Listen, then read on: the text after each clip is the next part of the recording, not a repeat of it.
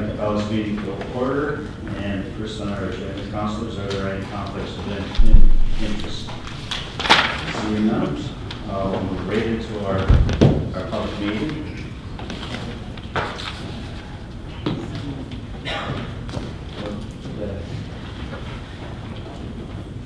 Okay, this public meeting is being held pursuant to the provisions of Section 34 of the Planning Act, RSO 1990 CP 13 as amended. The Council of the Corporation of the City of Thorold will hold a public meeting pursuant to Section 12 of the Development Charges Act 1997 as amended to present and obtain public input on the purposes of the proposed Brock Business Park Area Specific Development Charge Bylaw and underlying background study. It is proposed the enactment of the area-specific development charge bylaw will occur on a date subsequent to this public meeting. An attendance sign-in sheet is located on the table along the wall by the council chamber door. If you wish to receive a copy of the forthcoming city staff recommendation report and a copy of the city council decision, please add your contact information to the sign-in sheet. At the same table, copies of this evening's city technical report are available for review, which include all comments received to date. I'd now like to call on Jamie Cook, who is with Watson and Associates, to highlight the technical report and department / agency comments. Mr. Cook, welcome. Thank you very much. Good evening, Mr. Mayor, members of the council, and staff. It's a pleasure to be before you this evening. As you mentioned, the purpose of this meeting is to provide the summary results of the development charges background study, the area-specific background study for the Brock Business Park in the city of Thorold. The format of the public meeting will consist of a brief presentation, about 10 minutes, maybe 15 minutes by myself. We'll then address questions from council, any presentations or questions from the public, and then close the public meeting. So in terms of the purpose of the public meeting, the meeting is a statutory requirement under the Development Charges Act. Prior to council's consideration of a bylaw, a background study must be prepared and available to the public a minimum of 60 days prior to bylaw passage. The public meeting is to provide a review of the DC proposal and receive input from the public on the proposed policies and charges. So before we get into the meat of this public meeting, just want to provide a bit of background on how we got to this point. So as you are aware, this is an area-specific background study for the Brock Business Park secondary plan area, and I'll provide a little more details as we go in terms of that, the area and the attributes of the area. The area-specific DC study really builds on the previous work that's been carried out by the city on the Brock Business Park secondary plan area. And as part of that secondary plan area, there was a financial strategy that was undertaken by Watson and Associates, by myself and my colleague Gary Scanlon and staff at Watson.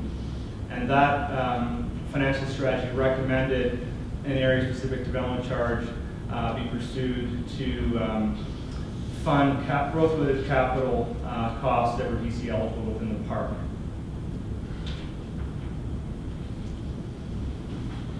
So just want to provide a little background in terms of the study process. It has been a fairly lengthy process to get to this point because we did have considerable work to go through as part of the secondary plan process and the financial strategy.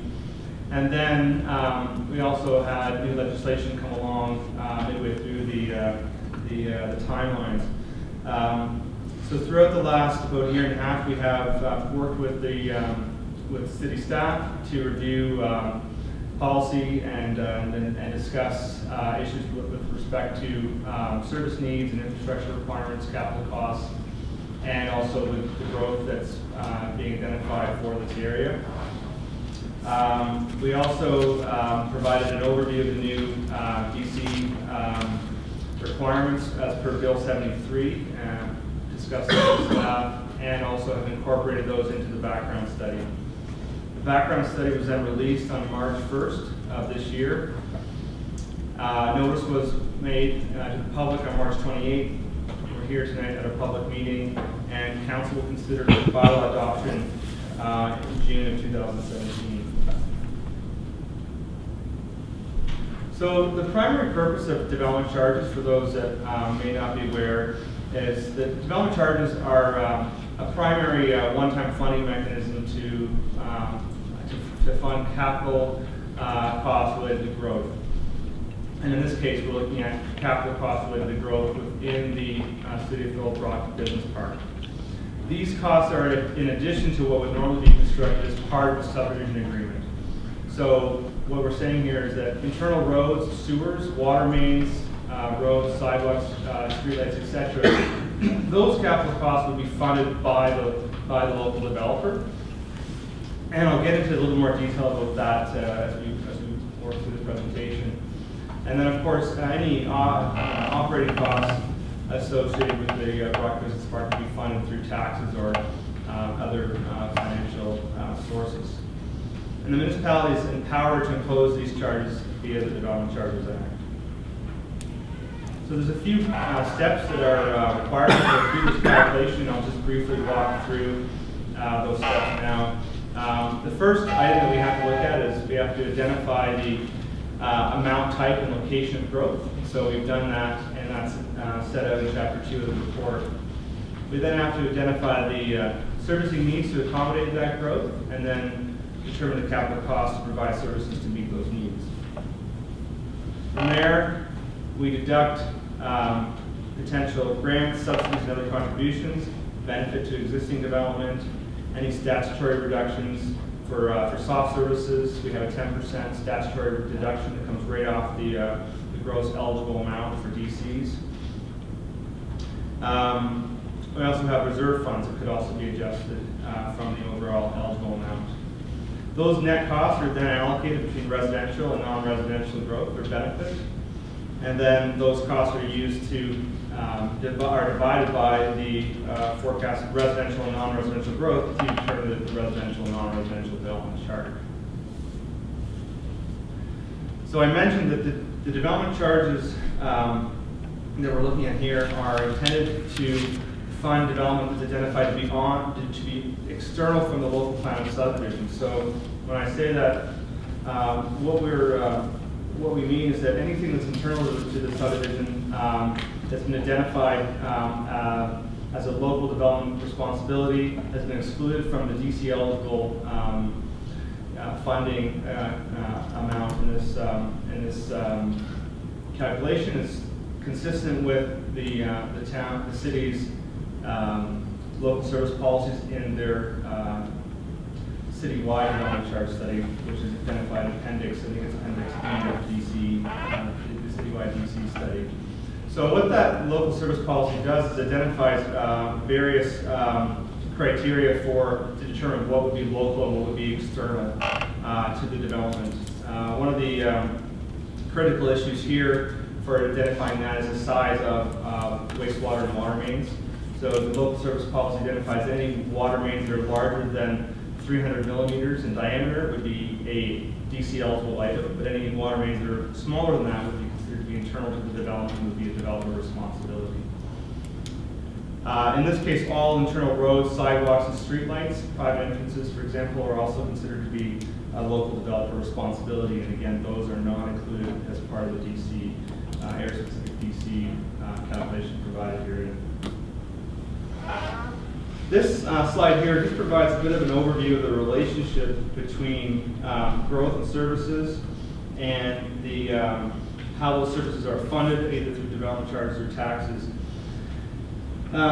Basically, what this schematic is just showing is the interrelationship between these three things. So, obviously, new growth puts a demand on the need for new services and infrastructure.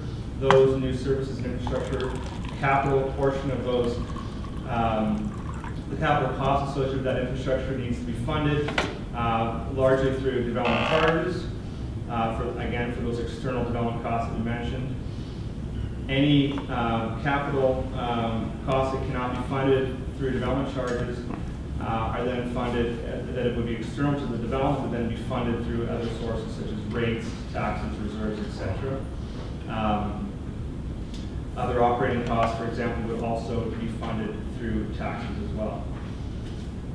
So it's important to understand this relationship when we look at the development charge calculation. Any adjustments to the calculation, a downward adjustment or exemption, would have to give strong consideration or careful consideration of the impact that might have on other funding mechanisms and also the fiscal impact that might have to the city.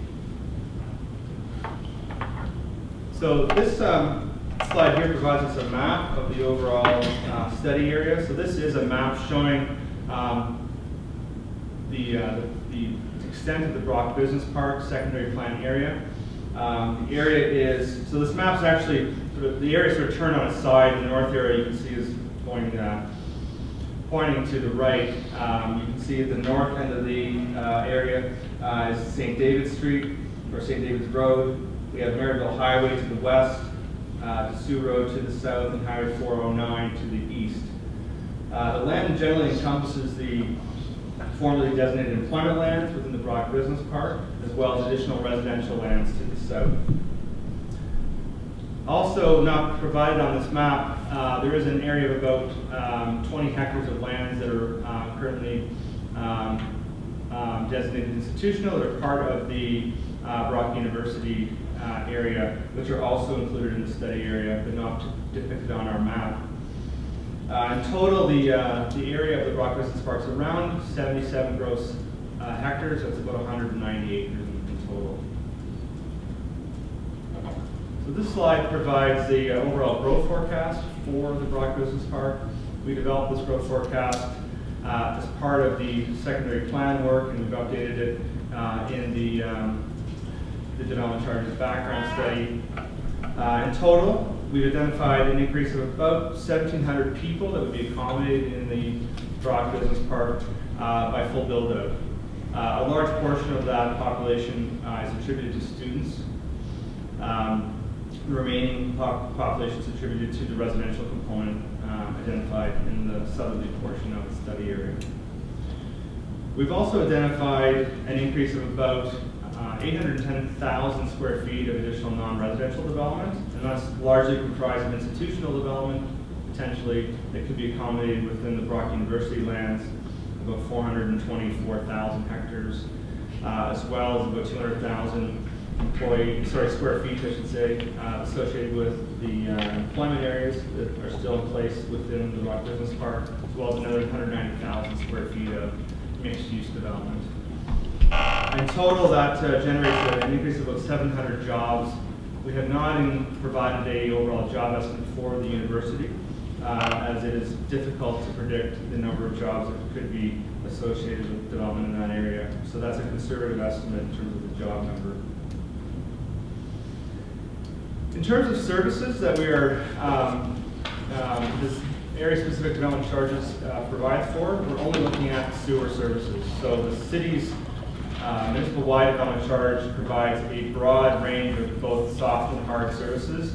The area-specific charge for the Brock Business Park only deals with wastewater collection, because those services are the only services that are considered to be eligible under the local services policy in the city's citywide background study. In total, we identified approximately $4.4 million in growth-related capital costs for the Brock Business Park. Approximately $1.1 million of that total $4.4 million has been identified as being a DC eligible growth-related cost. So that's the amount of cost that we've identified for this DC study. There's another about $500,000 that was identified for parkland improvement. That $500,000 was attributed to the citywide DC study and has been dealt with that way. So when we look at the total costs and the total amount of residential and non-residential growth, we then are able to determine the overall impact on the DC and the DC calculation. This slide summarizes the overall development charge per unit. We provided that charge for single and semi-detached units, apartments by size, larger than 2 bedrooms, or a bachelor or 1 bedroom, and other multiples. Most of the development within the Brock Business Park will be in the form of apartments. So you can see the impact on apartments is a development charge of about $763 per unit for 2-bedroom or more, $515 for 1-bedroom or less. The overall development charge for non-residential works out to 58 cents per square foot. So this slide here provides a more of a visual of the overall impact of the area-specific DC within the Brock Business Park. The current development charge as of today for the city as a whole is $12,234. The additional $1,235 would represent an increase of about 10% to the overall cost of development. So this amount of this additional cost would be an add-on on top of what the city, on top of what the developer would already pay for the citywide charge. There would be an additional fee of $12.35 added in the Brock Business Park.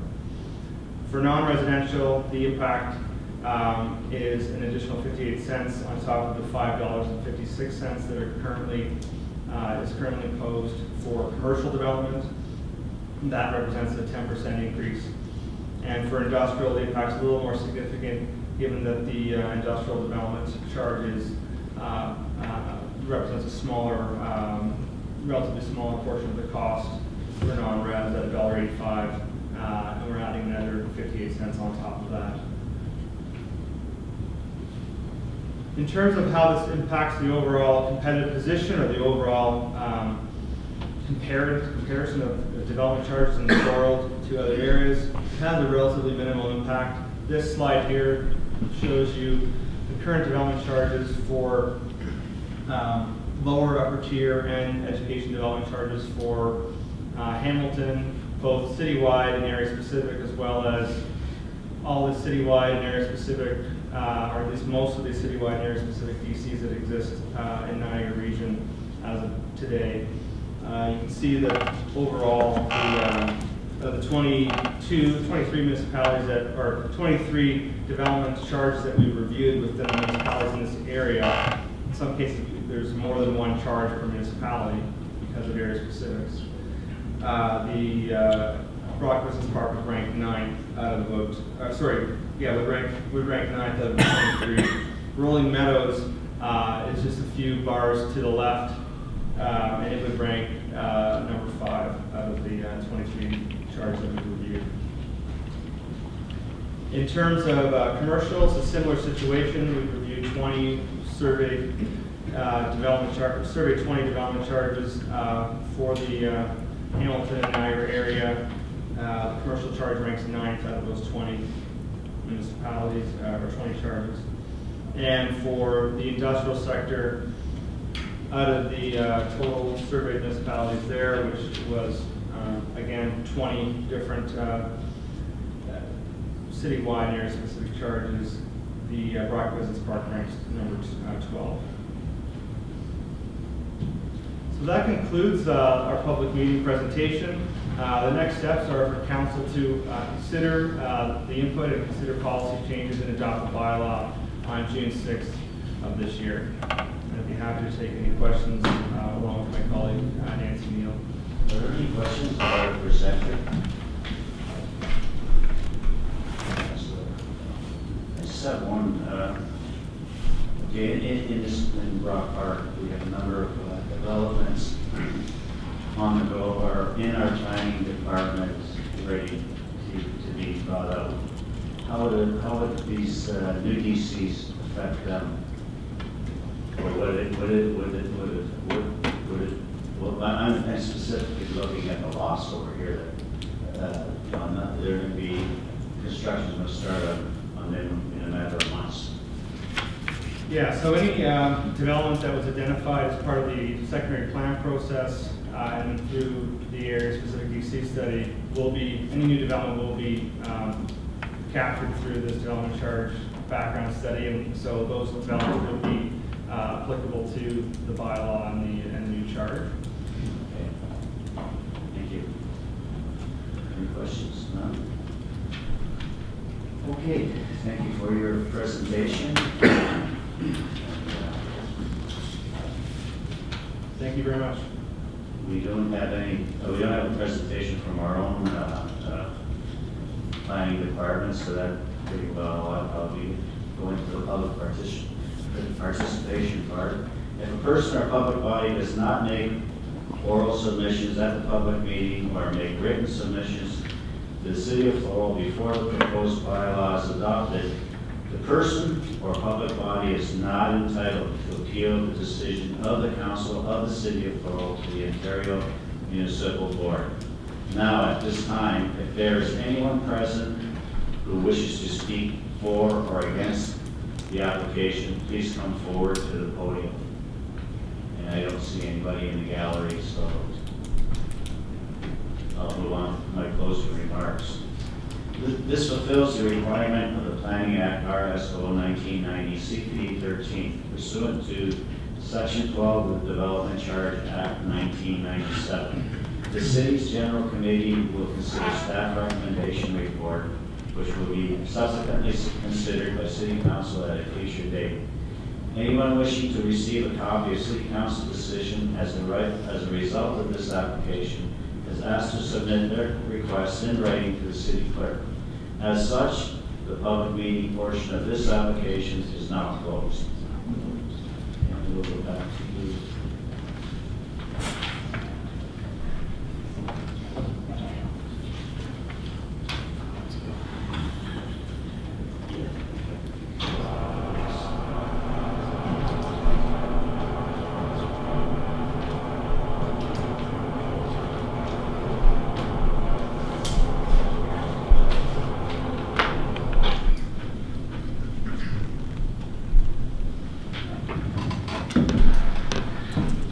Okay, we're into minutes. Minutes of the regular council meeting held on April 18, 2016. Councilor Wilson.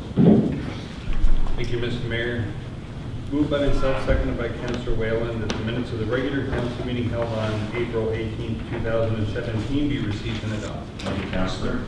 Are there any items for discussion in these minutes? Seeing none, I'll call a question. All those in favor?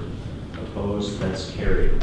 Minutes of the special council meeting held on April 18, 2017. Councilor Pale. Thank you, Mr. Mayor. Moved by myself, seconded by Councilor Sharon. The minutes of the special council meeting held on April 18, 2017 be received and adopted. Are there any items for discussion? Seeing none, I'll call a question. All those in favor? Opposed? That's carried. My mayor's report. On Friday, April 21st, I was honored to be invited to Bethesda's annual dinner auction. As usual, this was a fantastic event that raised funds in support of programming for adults and children with special needs from across the region.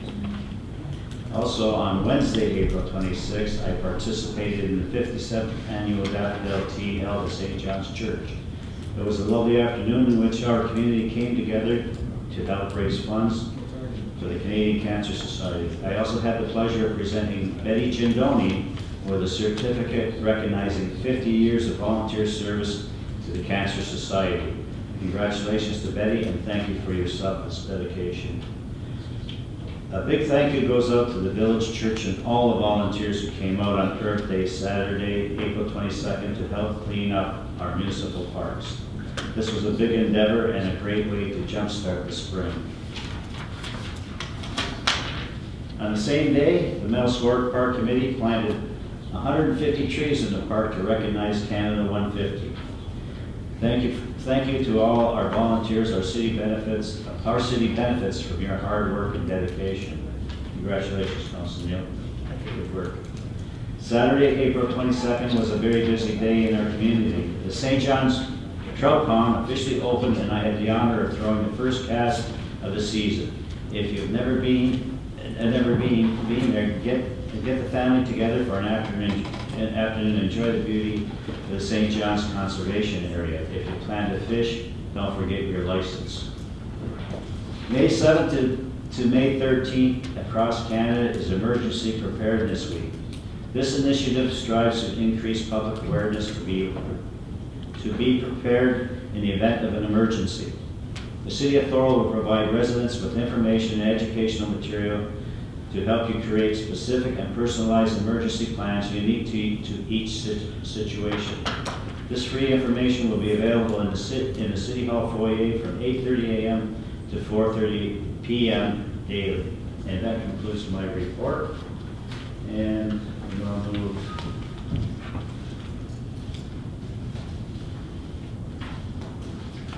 into communications. Communications D, list of committee minutes, correspondence from volunteer committees. Councilor Sharon.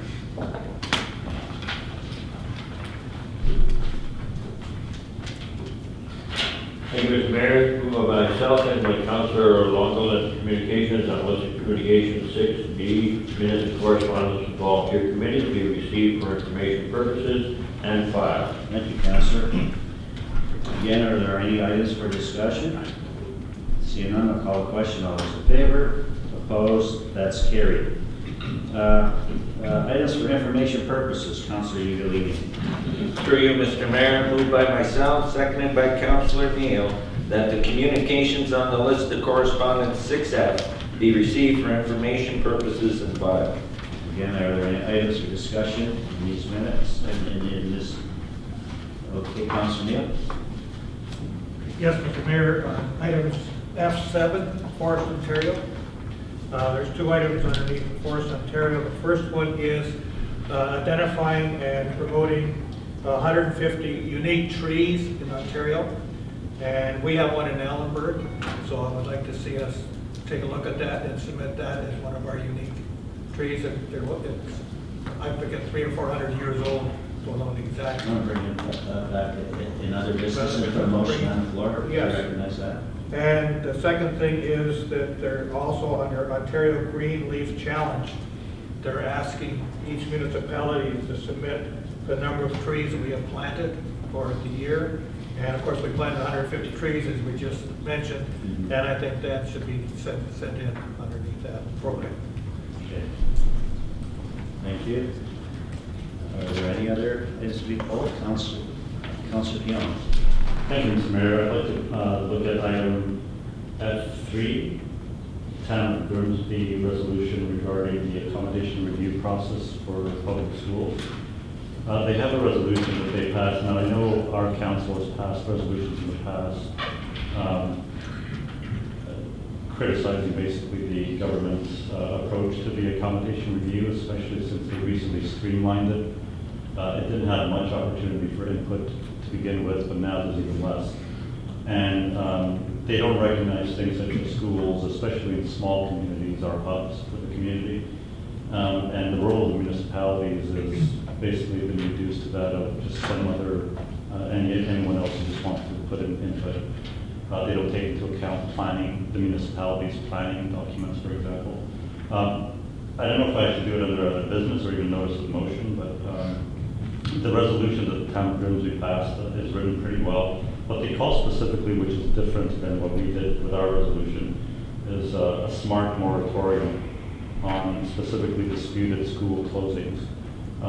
Not to just close, not to just have a moratorium indefinitely, but to have a moratorium so that municipalities, the school board, and the government can get together and discuss things such as what should the accommodation review process look like. The one that is now is basically broken. Look at planning and strategize for future declining enrollments, because something does need to be done, but to do it without asking for the municipality's input is basically, it doesn't make sense, especially for rural and small communities. I'll leave it up to you whether you want to bring it under notice of motion or bring it up under other business. I'd like to, it depends on council. If they need time to look at the resolution that Grimsby passed, I'd pretty much describe what it's about. It's a call for a moratorium until such time as municipalities can meet with government and the school board so they can discuss a better process than the current accommodation review process. So that's basically the question. Can I suggest you bring it up under notice of motion because it's a sizable item? Okay, I'll do that. It gives us time to educate ourselves. Sure, that's fine. Thanks, Councilor. Okay, any other items to be pulled under this section? None, okay. We're on to reports. Oh, we have to vote. I'll call the question. All those in favor? Opposed? That's carried. We're into reports. Minutes of General Committee meeting held on April 18, 2017. Councilor Hanley. Thank you, Mr. Mayor. Moved by myself, second by Councilor Wong, the minutes of the General Committee meeting held on April 18, 2017 be received and adopted. Thank you, Councilor.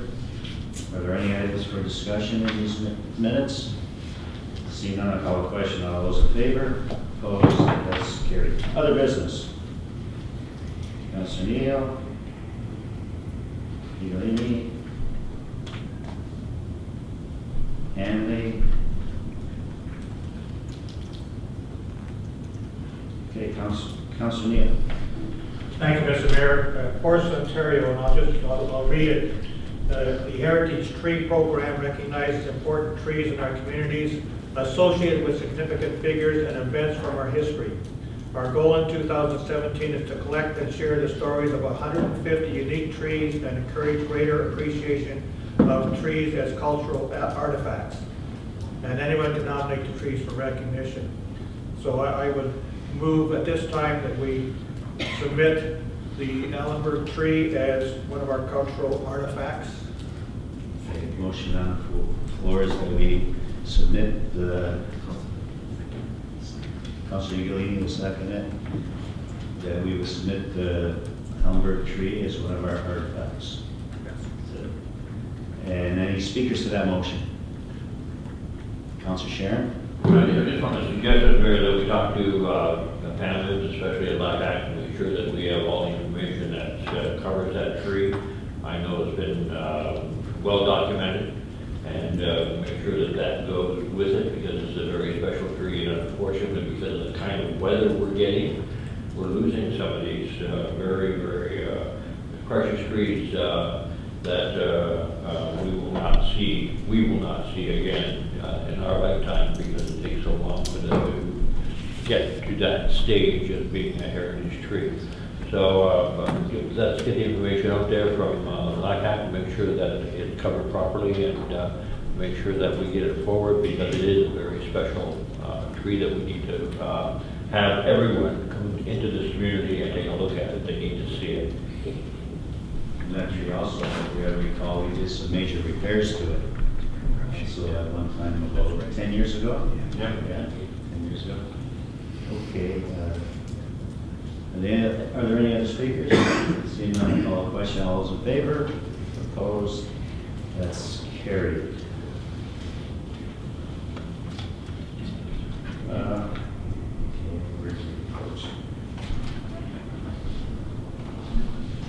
Councilor Egalini, I'm sorry. Through you, Mr. Mayor, maybe it's a question, I don't know who can answer it, but last week at the St. Catharines Council meeting, the Director of Waste Management Services from the region give a presentation. My question is, are they coming here for a presentation? Are we aware of? Through you, Mr. Mayor, our office has not been contacted, but we can certainly contact them and invite them to attend to a future meeting. I'd like to do that, so I put a motion on the floor that we invite them to give a presentation, especially with the changes. And one of the big items that come up in the St. Catharines meeting, which I'm all for, is they question whether future gray and blue boxes could have lids on them, because that's half our problem, is they're going out on the curb and these wind events, everything's blowing down the street. So that's something that they're pursuing that we could promote if we get the director here for a presentation. So a motion is. I don't know if we need a motion. I have it already. No, we don't need a motion. Okay. Thank you. Okay, I have Councilor Hanley. Thank you, Mr. Mayor. A couple items. In regards to the 150th anniversary of the city of Thorold, with installing the flags that we're planning on installing within the Front Street area. In regards to the poles that we have in Port Robinson, will we be installing anything in Port Robinson where we've installed some flag brackets and recognize the 150th anniversary, only being that they were a bigger part of our 150th anniversary than we are downtown, because that's the original start as well. Now, Through through you, Mr. Mayor, staff is working with Port Robinson Crowd to get additional flags in that area. Okay. I believe they wanted 5 for the poles. 5 of the polls. Also, thank you very much. Also in regards to that, is that I've been made aware that Port Robinson Crowd is also in possession of 5 more flag pole brackets. Are they the ones we're talking about, or we're Yes. gonna do the additional poles that were already there too in the past? Just We're that. doing the 5 additional that they have, the brackets. Okay. Next, Mr. Mayor, is the ferry schedule. I believe that the ferry usually opens up on April the 29th, but it's going to be delayed until June the 1st.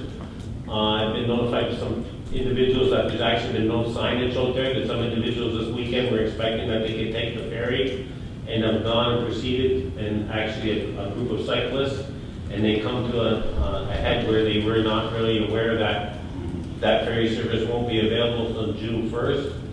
Can we sometime get some type of information out there to notify the Niagara Central Road or whatever that this is what's occurring?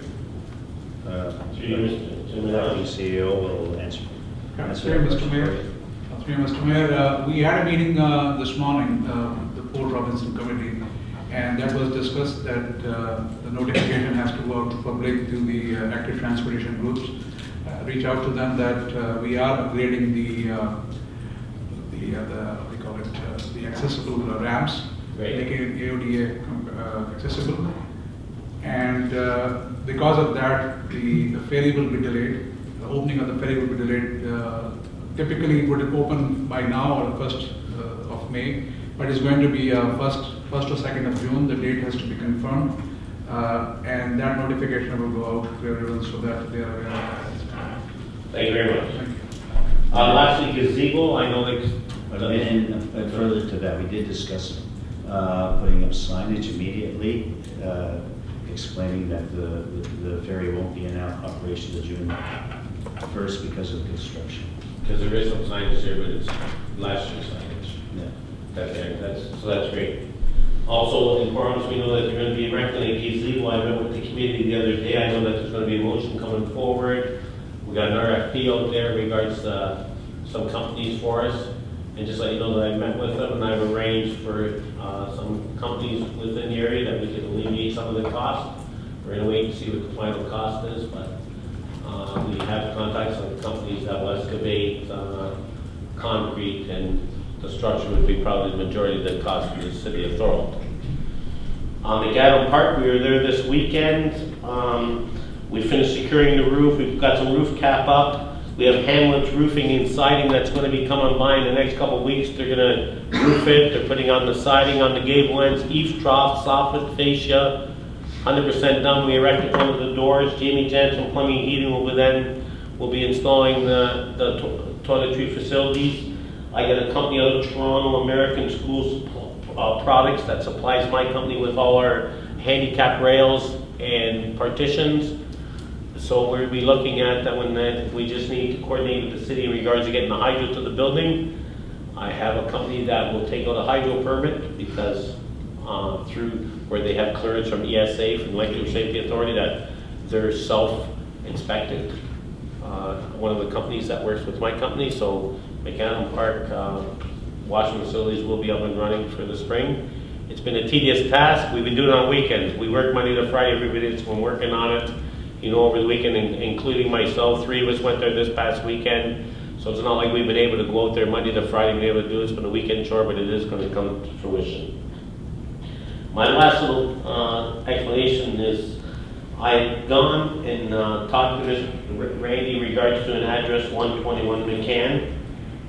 Randy did look into it and have an individual go out there and look at the property. And my concern was with the culvert. The reason I'm bringing it forward is because of the reasoning that it won't be addressed that the resident gave me. And I just sent you all an email. There's 3 pictures there. It's in front of 120 McCann. The residents lived there for 27 years. When an individual from the city did appear, I asked him what they had said, and the individual from the city informed him that he had Googled the sewer and that it was assumed that the culvert was not on city property, and more or less the city was not going to address it. And that's why I'm bringing it forward. I did go to Randy Randy did send someone out there, I don't know if that's what you're told, so I in fact went back to the resident again today to make sure. And you can see in the pictures that these were taken previous to the last council meeting that I showed Randy in the pond, that you can see how wet the area is there, and this is not in consideration of the rain.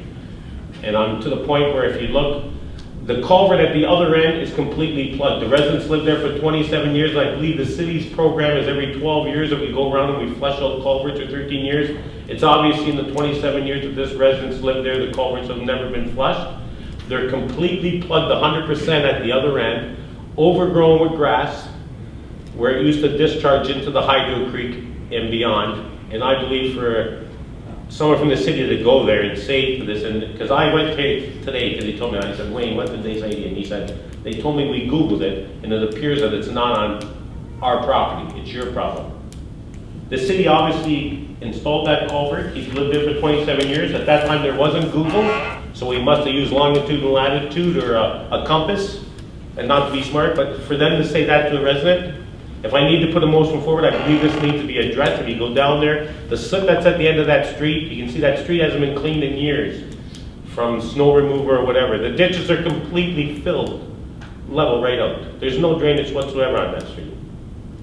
And I believe that the city needs to address this issue. And if I need to put a motion forward, and I'm only bringing it forward because I thought that the city would give a more reasonable response. But when I heard that's what the individual said from the city, we Googled it, and it appears not to be on our property. Well, let's, we need to address the issue. let's have staff go again and see Yeah. what they can do.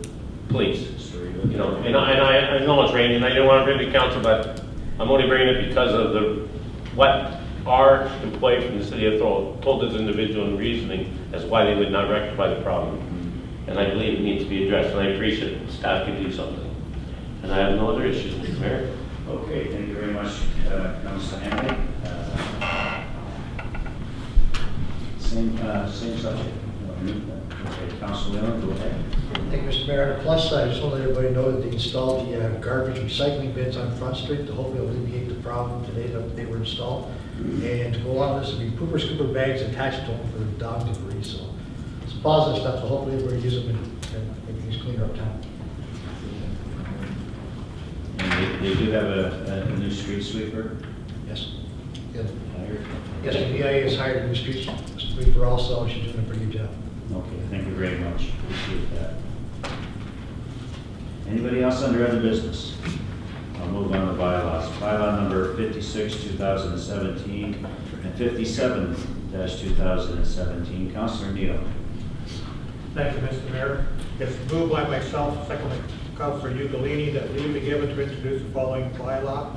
Bylaw number 56-2017, being a bylaw to provide a schedule of retention periods for the records of the corporation of the city of Thorold. And bylaw number 57-2017, a bylaw to repeal bylaw number 20-2008, public nuisance bylaw, and that the same now be read a first time. All those in favor? Opposed? That's carried. It's moved by myself, second by Councilor Ugolini, that the bylaws just read a first time, be read a second and third time, and do pass, and that the mayor and clerk do sign and seal the same, any rule of this council to the contrary notwithstanding. All those in favor? Opposed? That's carried. Notice of motions. Councilor Keown. Thank you, Mr. Mayor. I actually have two. The first one is the one I mentioned with respect to the Grimsby resolution on the accommodation review, specifically to ask the provincial government for a smart moratorium on disputed school closings until such time as there can be negotiations for a better approach. So that's one that I'll be bringing at the next meeting. The second one has to do with, I was contacted by a fellow named Frank Fernandez. He was with a group called Stop the Great Lakes Nuclear Dump. Council may recall that we dealt with this issue back in March 17, 2015. That's why he called me. Basically, at that time, this group was trying to get municipalities to oppose this.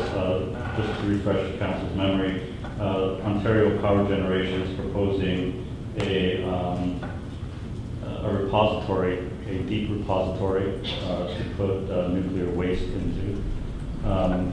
which in theory is not necessarily a problem, except that this is being put about 100 meters from the shore of a Great Lake near Kincardine, and also 400 meters below the bottom of the lake. In other words, there's potential risk that this could potentially end up in the future in seeping into the lake. At that time, back in 2015, we did sign a resolution opposing this, and so did about 187 both Canadian and U.S. municipalities, totaling about 23 million people, representing about 23 million people.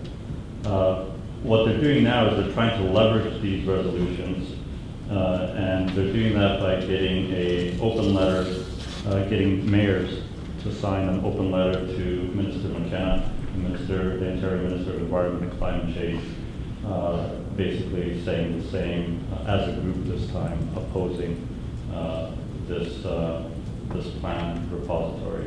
So that's my notice of motion. It's to get the mayor to sign on to this open letter. I can provide for the next meeting both a copy of the open letter as well as our resolution from 2015. So that You'll work with our clerk's department? yes, and I'll give all that information to our clerk, and then the rest of the council can have it at the time of the next meeting. Thank you, Councilor. Are there any other notice of motions?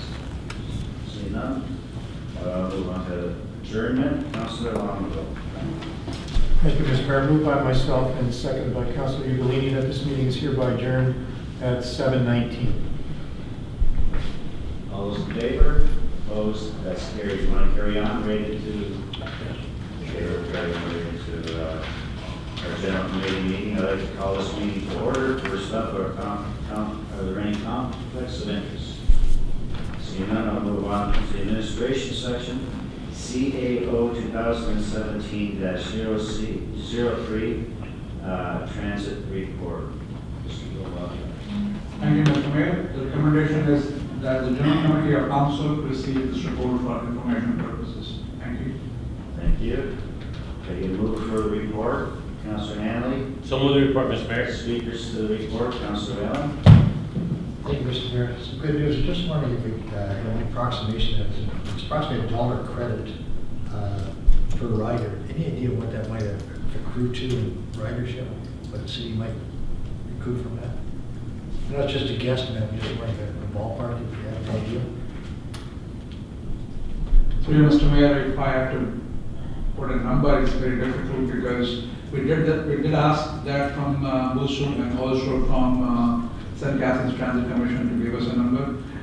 What they are saying is that because they are going to discontinue Route 29 and 129, number of riders from that route will shift on to Route 21. They are not willing to provide any numbers per se, but if I have to pull out a number from here, I guess I would say $50,000. Great news, thank you. Any other questions? Councilor Longo. Yes, thank you, Mr. Mayor. I'd just like to make a few comments. I understand it's just a report. And I'd like to thank the CEO for acting CEO for putting this together. But by no fault of his, because this was just kind of dropped in his lap a few weeks ago, this report seems to fall very short on what this council asked for in August when we brought this situation up. At that time, council voted to work with Brock University to address the bus routes. And although it's unfortunate, we're losing a bus route here, and I want people to be aware because the report really doesn't say why, but we're losing a bus route because the Brock student body voted not to increase funding for busing, and that's why we're losing a bus route here. That's one part of the equation, and again, we hate to lose transit services in Thorold. We want to see those stay at the levels they're at or even increase. But my biggest concern here is, again, council asked that we review where these roads are placed, how the transit service is delivered in Thorold. And again, I went back to where the roads were, being on major arteries, not on secondary streets. And this report does nothing to address that. I went back and looked, and we mentioned certain roads that we thought as a council that buses need to be looked at least. And we still have buses going down Winterberry, and with the congestion of cars parked on both sides of the street, it's dangerous having those large articulating buses. And again, we need to address them. We need to sit down with the Brock University Student Union and discuss this. We still have a number of buses running down Abbey. The residents there are fed up with the buses going down that street. Buses down Summers, buses down Kiefer. None of this has really been addressed. And again, the only reason this report came to us is because I asked about 6 weeks ago what was happening. Otherwise, this would have just been swept under the carpet. And I don't want to go another year of not having anything done. And I've got a lot of concerned people who call me and ask what's happening. And I'm going to have to tell them now, basically nothing's done, other than a reduction in bus services. So I think we need to sit down with Brock University Student Union, set up a detailed plan of attack, have some scheduled meetings, and get to the bottom of this. If we're going to allow buses to run in these streets, we have to make it a decision of this council, but that's not what we said 9 months ago when we first addressed this. We said we wanted to look at it. We said we wanted to remove buses off certain streets. So I'll just leave that out there for people to think. I'll just comment briefly. I think this is probably an issue that should probably go to the Town and Gown Committee, and probably it'll be a fairly lengthy discussion there. If you want to, are you on that committee, Councilor? Yes, I am. The only issue with that, Mr. Mayor, is the Town and Gown Committee probably won't reconvene until October. No, we got a meeting next week. We do have a meeting, and it'll be okay. Councilor Ely and Councilor Neal. Through you, Mr. Mayor. I understand the frustration Councilor Longo has because there was 2 items that were brought up. And one was to optimize routes, not cut service. And the other issue was brought up in budget was to optimize the costs on Route 21. In fairness to the staff that's here today, and these talks started with our Director of Finance, who was acting CAO at the time, Maria and Donna, and then Manoj took over as acting CAO, and he continued the talks. So what they accomplished in a short period of time was significant, but because the problem wasn't addressed early enough. So what we've done going forward, and I agree, Brock had an issue that they had to cut costs. So one route, which really was a duplicate route, is being canceled. So that's going to be one bus off of Kiefer and Abbey. That right now there's 2 buses going down there. So we're down to 1 bus there. We rerouted Winterberry, which didn't solve the problem, but it also took 1 bus off Kiefer and Abbey. So now we're down to 1 bus on Kiefer and Abbey, as well as Summers. And we're going to get more funding out of Route 21. So no, have we solved all the problems? No. Have we moved forward? Yes. And we've also agreed to move forward and engage BUSU and St. Catherine's Transit prior to next year so we can further move to optimize routes, which that's a priority moving forward. So have we solved all the issues? No. Have we moved forward? Yes. And we need to continue to move forward. Councilor Neal. Yes, Mr. Mayor, just going a little bit further than that is we're talking about the Brock bus service. We need to be talking about our bus service throughout the whole city. The region now has a pilot project on regional transportation, so we have to integrate that, even though we're not part of the 3 communities that are looking at the regional concept. We still have a major part of that because of all the buses that are going to go through Thorold, because we're in the middle of it all, whether they realize it or not, or know it or not, or whatever. And we need to look at the whole concept of where our buses should be going and how often they should be going and and you know, the time of day that they should be going and that type of thing. So I think it's more of a long-term, not a long-term, but I think a long-term issue that needs to be dealt with on a broader scale than just the Town and Gown Committee. I agree that the Town and Gown Committee should keep working with Brock to figure out the best possible solution to that particular issue, but I think there's more of an issue because there's more buses going down Abbey than the Brock buses, and I think we have to deal with it. Councilor Sharon? Well, I think listening to this discussion, the key here is the timing. And I know it's been looked at for a long period of time, but we cannot go into a new school year with this issue still existing the way it has been existing. We need to get at it as soon as possible. We need to use the Town and Gown Committee, but we need to be working behind the scenes as well to ensure that in September the problem is isn't a problem anymore, but there's a solution to this whole thing. Excuse me. A large number of people who live and go to Brock University from these areas. We need to keep the buses on major roads and not use the smaller roads. And we need to make sure that it's safe for the other people who live in the area as well. A lot of young kids live out there, and these big buses are going by. And I know what it's like to go by a group of young people going to Brock and other post-secondary education facilities, and what they leave behind when they walk away from the spot is really quite unique. We'll put it that way. Any other speakers? I'll call a question. All those in favor? Opposed? That's carried. We're in the finance section, DF 2017-10, tax rates and due dates. Ms. Morrow. Thank you, Mr. Mayor. On recommendation, council received report DF 2017-10 for information purposes that the final installment dates for the residential farmland, managed forest, and pipeline classes be established as June 30th and August 31st. That the normal final first installment date for the commercial, industrial, multi-residential classes of June 30th be delayed pending finalization of Bill 140 calculations from OPTA. That the following bylaws be prepared and submitted to council.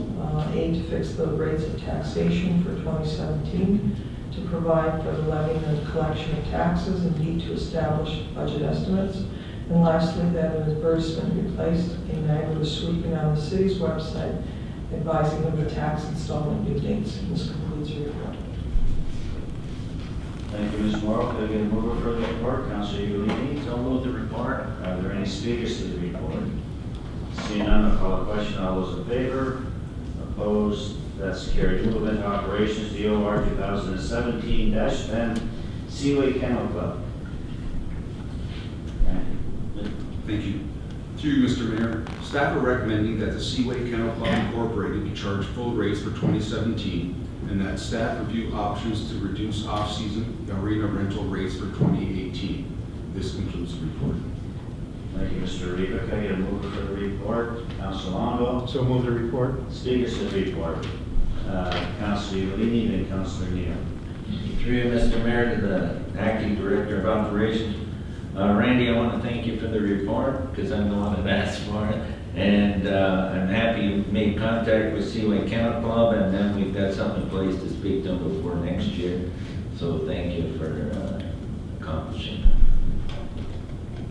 Councilor Neal. Yes, Mr. Mayor, I can't agree with what's on the board. I think they've been here for, what says over 40 years at the arena with the same type of situation that has happened in the past, and all of a sudden we're going to charge them a $1,500 extra cost for having this at the arena. And from my perspective, I think we need to continue allowing them to affording the, especially this year with the one arena being down and the only use of one arena, is that I can't agree with what we're trying to do here. Thank you, Councilor Neal. Any other speakers? I'll call the question. Wait, I want to speak. Go ahead, Councilor Ioannini. Regarding that, and I think that the Acting Director of Operations should speak on that because it's not $1,500 this year because of the arena situation. Am I correct? through you, Mr. Mayor, what's happened this year, because only one arena is available, the costs are reduced considerably. The costs were over $6,000 last year, and the costs this year will be below $4,000. So we've explained that to them, and they understand that. And moving forward, we would look at ways to reduce costs in 2018. Councilor Pio? Thank you, Mr. Mayor. So just to clarify that, because of that situation with not being able to use the other arena, just to clarify, the cost to them now is the same as it was before 2015, right? That's correct. So for this year, they don't have to pay an extra $1,500.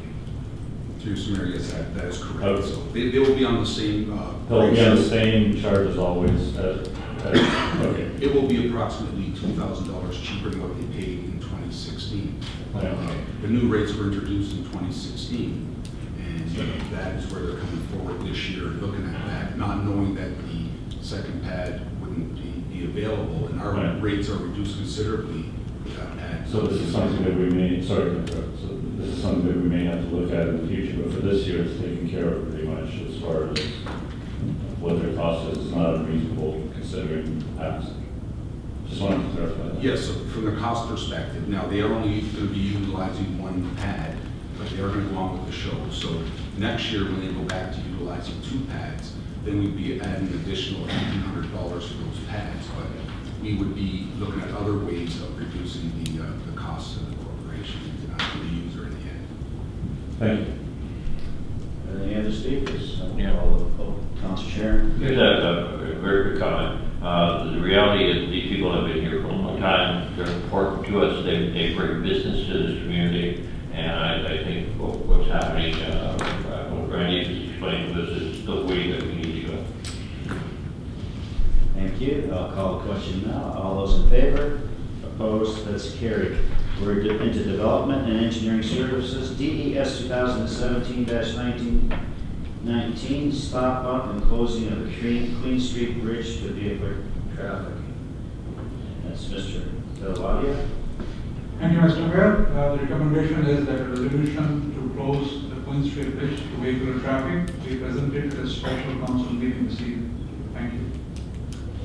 Can I get a mover for the report? Councilor Neal? So moved. And are there any speakers to the report? Councilor Whalen? Thank you, Mr. Mayor. I think you met with NPP, City Forester, or her office with that respect. Is that negotiation still going on? Through you, Mr. Mayor, Cindy has written a letter to the minister in February. But we got a response back from the minister. The minister is saying that because we have adjacent bridge on Pine Street and the vehicular traffic that flies through Queen Street is not enough for them to rebuild it. And even with the future Schmon development, Pine Street Bridge would be able to handle the growth in traffic in there. And that's what they're saying. So we just received that letter through Cindy's office from the minister yesterday. So we're caught between a rock and a hard place. We're pretty well stuck in that person. Thank you. And this council approved it anyways a while back, or a year ago. Any other speakers? Seeing none, I'll call the question. All those in favor? Opposed? That's carried.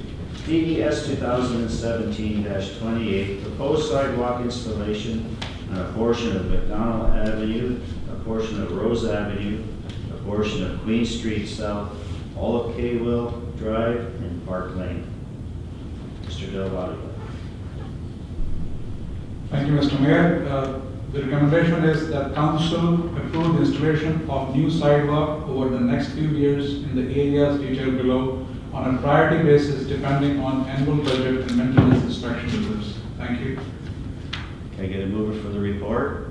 Councilor Hanley? So moved report. You want to speak to the report, Councilor Hanley? Yes, Mr. Mayor, I would like to speak to the report. I've sent council some documentation in the last little while in regards to OPSD regulations in regards to the installation of sidewalks. It took me some months to finally get the tender agreement that we signed with the contractor for the last set that the council does not have, but it was a 49-page agreement that we had with the individual, and if we go to OPSD 310, which I will show council before we make a decision on who's doing these sidewalks, my estimation is that the city lost over probably 25% of the monies that we spent last year in sidewalk.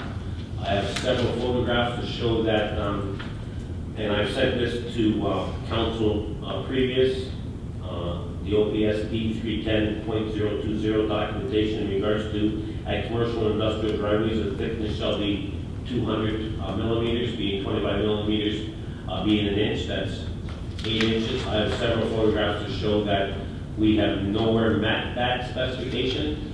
Also, if you read the specs in regards to that, it states that in regards to residential sidewalks, that if there's a differential in the thickness of the sidewalk of 8% or more, that the law states that the sidewalk shall be replaced, removed and replaced.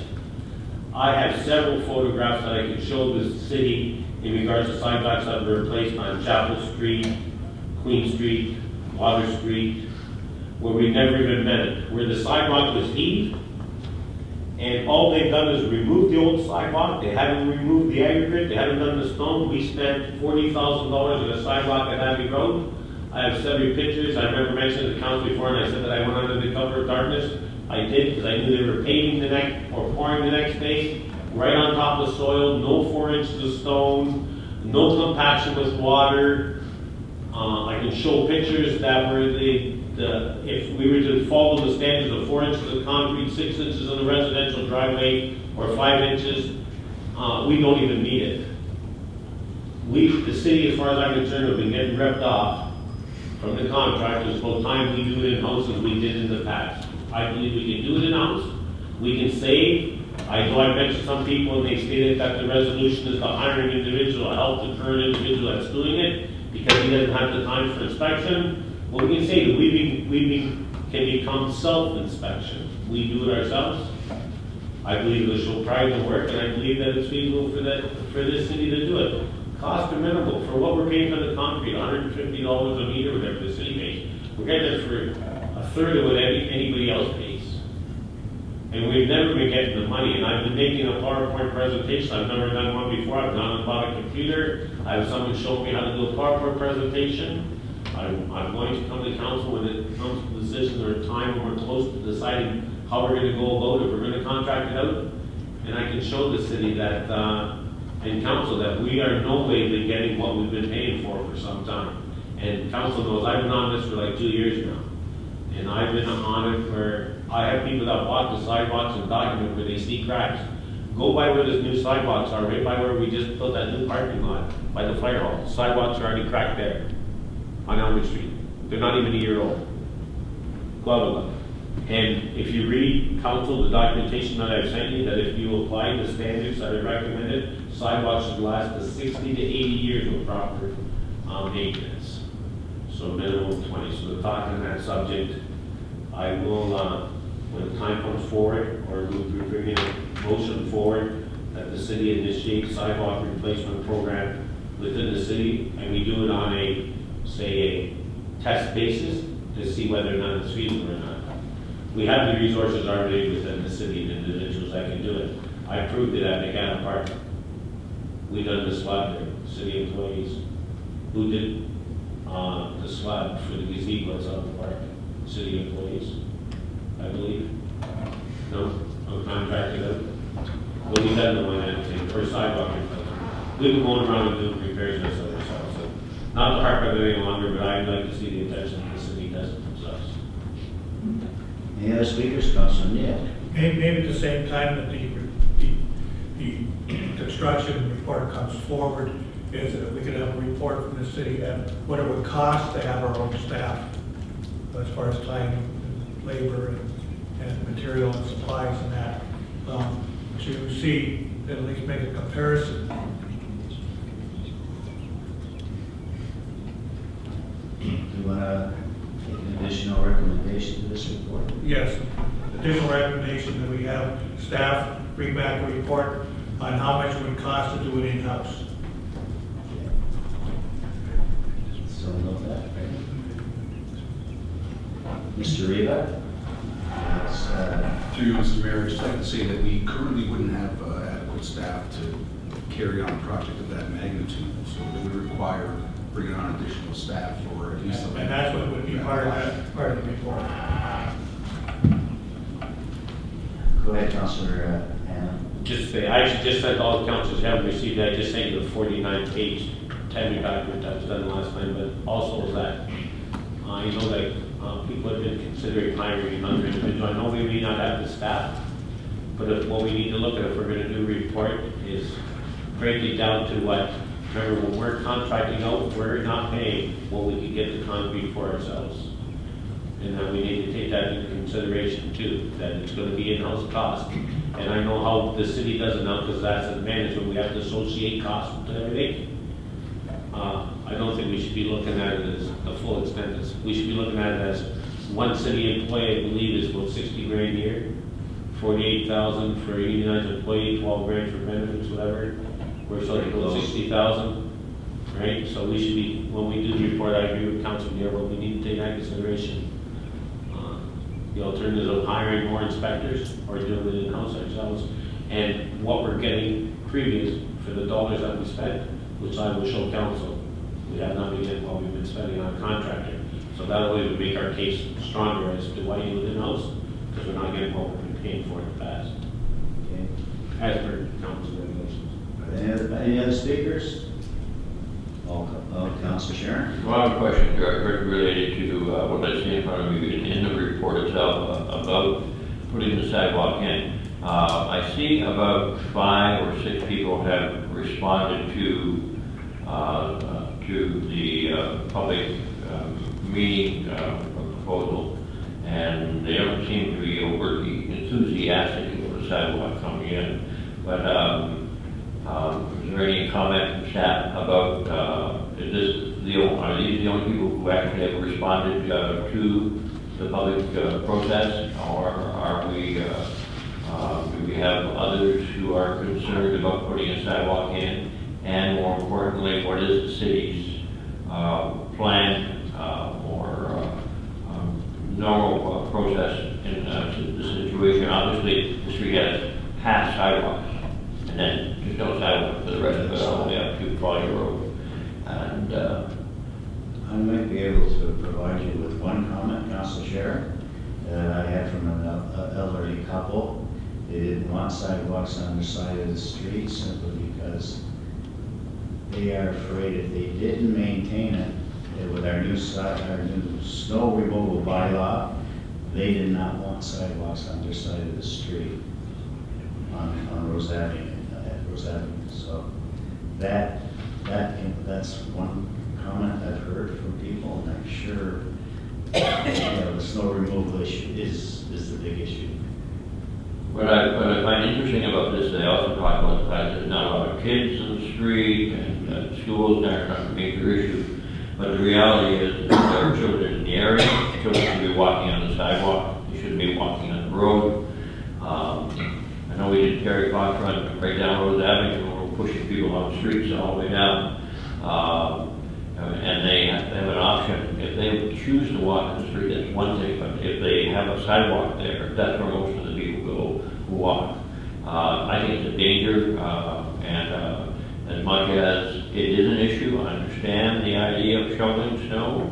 And as I get older, it will become a bigger and bigger issue. And I'll have to buy a new snowblower, but the reality is that in this area where I can think of 2 major schools, in very close proximity, I think some of these concerns need to be just said. Thank you for your input, but it's more important for the safety. And I think this project should go forward. Councilor Lee. Just from what I know, I attended the open house for the sidewalks, and I was surprised at the poor turnout for the meeting, because I thought it'd be packed. But this initiative come forward from where we were going around in different areas in the city around the schools and looking at making it safer for drop-offs and access. So it was what they call the School Travel and Planning Committee that made this recommendation to the city to do this, so that it'd be safe for the students to get to the school. So that's where this project actually come out of. Okay, any other comments? I'll call a question. All those in favor? Opposed? That's carried. DES 2017-40, request for proposal award Patricia Street reconstruction contract number 2017-170. Mr. Delvadia, I believe that's Thank you, Mr. Mayor. The recommendations are that the council approve the award for the request for proposals for the Patricia Street reconstruction project to Gary Howe Engineering Limited in the amount of $68,750 excluding HST, and that the mayor and clerk be authorized to execute the necessary agreement. Thank you. Thank you. Can I get a mover for the report? Councilor Neal? So move the report, so I can speak to it. Go ahead. First of all, and I noticed in a couple of reports in the last meeting that there was no explanations of why we didn't go with the lowest bid on the report. Second thing, why aren't we going with the lowest bid? I know Cortec has done work for us before. Kerry T. Howe is a good company, but it's $16,000 difference here. And I would like to know why we're going with a bid that's higher than the lowest bid by $16,000.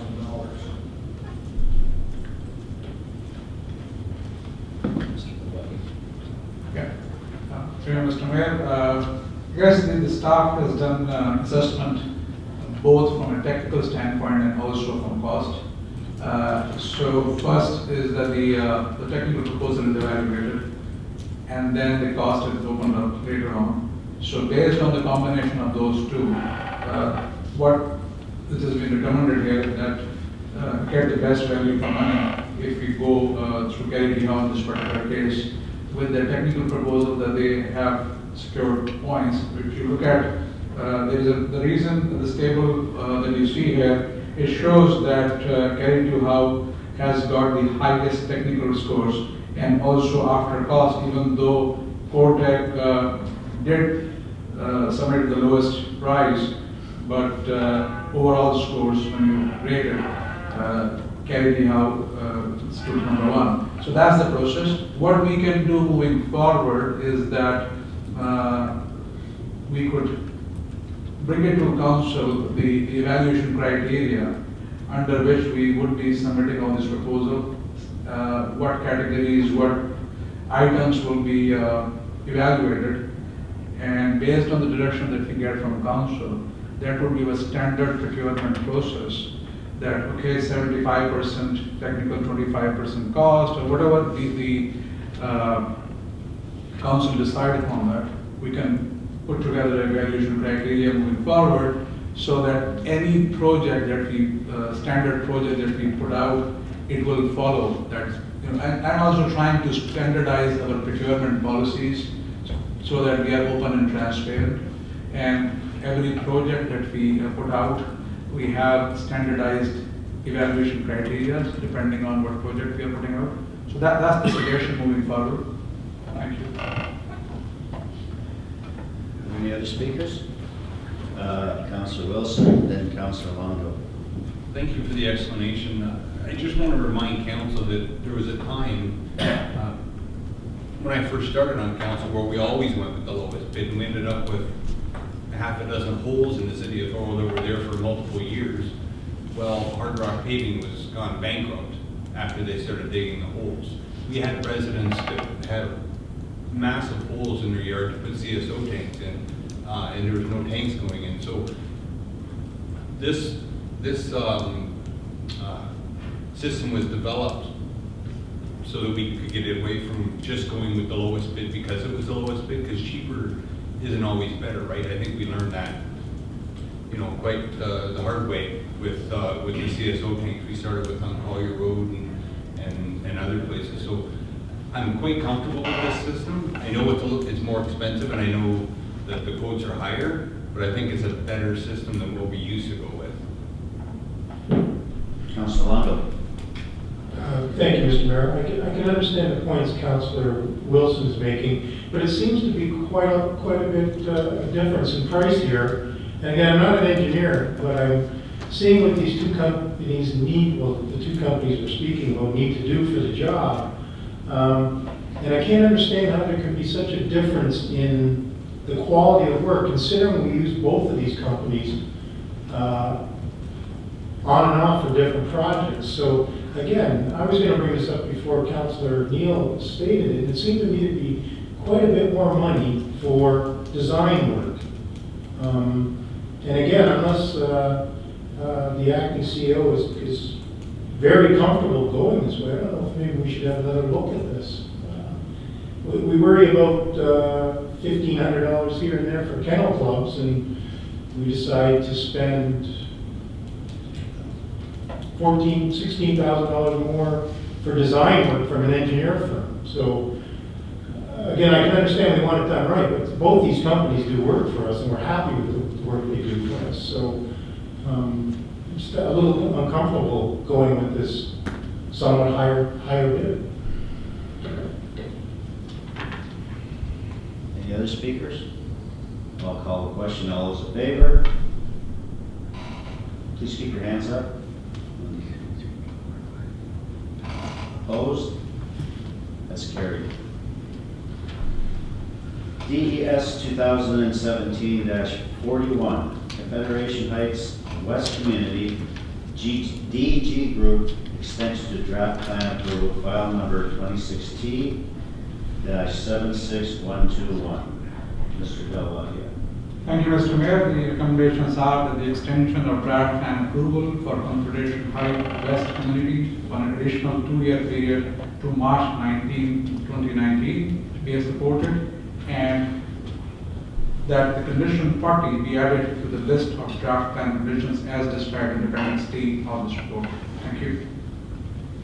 Can I get a move for the report? Councillor Whalen. So move the report. Speakers to the report. Seeing none, I'll call a question. All those in favor? Opposed? That's carried. DES 2017-42, request for proposal RFP for accessibility improvements at Lock 7 Tourist Office and Museum.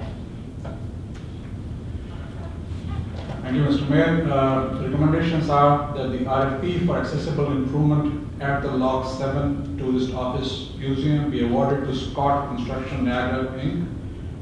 for a cost of $91,250 excluding HST, and the council approve our contribution of funding in the amount of $57,106 to be funded from the encumbrance reserve. Thank you. Thank you. Can I get a mover for the report? Councillor Ugolini. Speakers to the report? Councillor Neal and Councillor Whalen. The one thing that I can see here is that whichever firm we got to do the original estimate, just to get the ballpark figure, was way off. Is there a reason why the other two that have submitted bids submitted them so much higher, and that the original company did not even submit a bid? Through you, Mr. Mayor, I don't have the answer to that. Jack Costa was supposed to be there, but I got an email from him.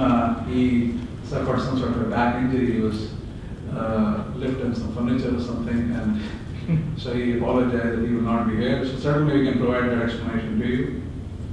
Thank you. Are there any other speakers? Councillor Whalen. Thank you, Mr. Mayor. I'd like to say for this property that we got two verbal, and that's what we're going on as opposed to what are written. I think that's against our policies of not taking verbal funding on projects like this.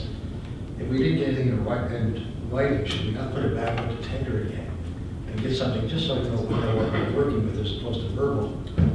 I can answer that. Through you, Mr. Mayor. The verbal quotations we received were what was required to apply for the grant. We did go out and get a proper RFP in writing, and those are the two quotes that we've received. Okay, do we know what the other person uses it written in here, just who quoted for what? Like the couple of motions prior had the components in there with the exact dollar amount that we're scoring. Do we not do it this time? So we usually score and we have the proposed funding and so on. I do know that the other quote we received was well over $300,000. No, I appreciate that, but they say we questioned 60,000 a few minutes ago. Now we're taking this. We don't even know variations, who put the quotes in and so on. So it'd be nice to go back to that, and have a formal report, just to know what's going, like, just where we stand with each proposal. And again, like, we're quite a bit over budget here, so it'd be nice to know these facts. If you're not happy, let's come in, let's go back on again, if that's the case. Because there's time limitations on the funding, do we have to use it or lose it for certain time limitations? We do have a deadline that we have to use the funding, and we're also trying to work, because the tourist center is going to be opening for this season as well. It's just to spend, it doesn't make much sense otherwise, without having the big facts and figures before us. So, like any reports coming forward in the future, it'd be nice to have these specifications there also. Thank you. Any other speakers to the report? Seeing none, I'll call a question. All those in favor? Opposed? That's carried. DES 2017-44, tender award for bylaw enforcement vehicle. Thank you, Mr. Mayor. The recommendations are that council approve the award for the purchase of a new vehicle for bylaw enforcement division in the amount of $17,820.48 to Performance Hyundai with an additional $1,200 to equip the vehicle with safety equipment, and that the mayor and clerk be authorized to execute the necessary agreement. Thank you. Can I get a mover for the report? Councilor Wilson? Are you speaking to the report? Go ahead. Thank you, Mr. Mayor. Reading through this, I've noticed that the Buy Canadian policy that we did discuss, we have strategic plans, attachments, not applicable, and who prepared the report, but the city a number of years ago passed the Buy Canadian first policy whenever it's available or possible. And it normally would say in the report at the bottom, Canadian content or what have you. I'm just wondering why we moved away from that, because I really don't think that in the Niagara region, where we've lost so many manufacturing jobs and auto jobs, that we should be buying Hyundais and that kind of thing. Could we get that answer? Sure, Mr. Mayor, I was not aware of that. Jack Costa, as I said, was supposed to be here to answer those questions. He was the one who was involved in procuring or getting the quotes for those vehicles. So I don't know why, how this procurement or the competitive price has come about. Looking at the three that he has received from Rockford and through Pioneer, Hyundai, and Performance, this is the cheapest that we can get. But I understand your point that if you are talking about buying North American cars, why this was not followed, I don't know. We can get back to you on that. If you want, we can. Councilor Wells? Mr. Mayor, can I ask you to defer out to get that information? There's a motion to defer, no debate on a deferral motion. I'll call the question. All those in favor? Opposed? That's carried. Okay, that concludes the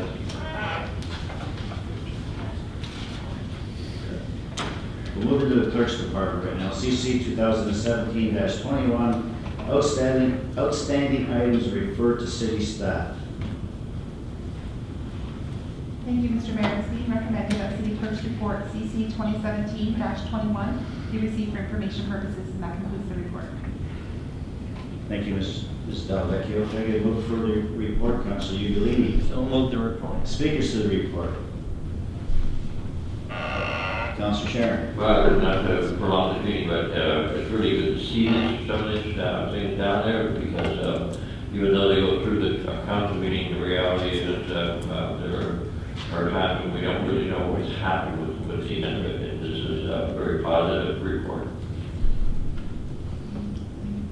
Thank you for that, Councilor Sharon. I agree with you wholeheartedly. So, I'll call a question. All those in favor? Opposed? That's carried. CC 2017-23, proposed closing and transfer of part of original road allowance, 1055 Niagara Street, Township Lot 225 and 226, west side of Niagara Street.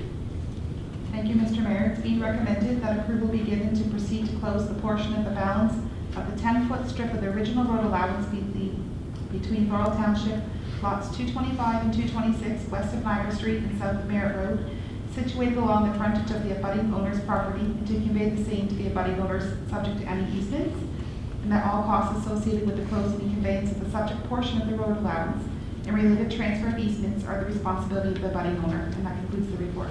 Thank you, Ms. Delvecchio. Can I get a mover for the report? Councillor Pion. So move the report. Speakers to the report. Seeing none, I'll call a question. All those in favor? Opposed? That's carried.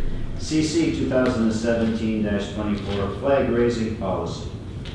Thank you, Mr. Mayor. It's being recommended that policy 100-31, being a community flag raising and flag protocol policy, be approved. That policy 100-06, council proclamations and flying of flags, be repealed. And that delegated authority be provided to the city clerk for approval of certain flag raising requests as outlined in the policy. And that concludes the report. Thank you. Can I get a mover for the report? Councillor Ugolini. So move the report. Speakers to the report. Seeing none, I'll call a question. All those in favor? Opposed? That's carried. CC 2017-25, proposed disposition of real property for part of Lot 34 and part Albert Street, Plan 898, Albert and Pine Street. Thank you, Mr. Mayor. It's recommended that approval be given to proceed to stop up and close Part 1 on Plan 898 of Albert Street and Pine Street, that the commencement of the procedure to deem Part 1 on the draft reference plan as surplus lands be supported and transferred to the proponent, that the requirement for an appraisal in accordance with the policy be waived, and that all costs associated with closing and conveyance of the subject portion of the original road allowance and related transfers of easements be the responsibility of the proponent. That concludes the report. Thank you, Ms. Delvecchio. Can I get a mover for the report? Councillor Hanley. So move the report, Mr. Mayor. Speakers to the report. Seeing none, I'll call a question. All those in favor? Opposed? That's carried.